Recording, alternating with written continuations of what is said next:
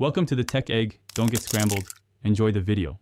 You need a CR2032 battery, a small flathead screwdriver, and a soft cloth.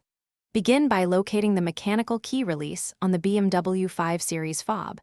Press the small tab and slide the metal key out. Keep a clear workspace and set the key fob on a soft cloth to avoid scratches. Inspect the fob seam and note its orientation so you can reassemble correctly and maintain button alignment for programming later. Insert the small flathead into the seam and twist gently until the case separates, applying light pressure near the key slot. Work around the seam clockwise or counterclockwise to avoid bending internal clips, and pause when you feel the halves begin to loosen. Avoid touching the circuit board or battery contacts with bare fingers.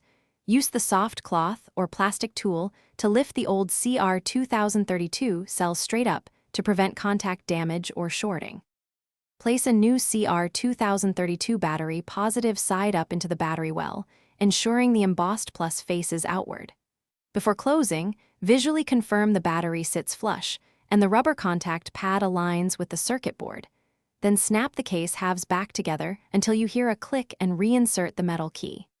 Test the fob functions from 3 to 5 feet, checking door lock, trunk release, and panic button to confirm signal strength and LED response. Thanks for watching. Consider subscribing if I helped unscramble your problems.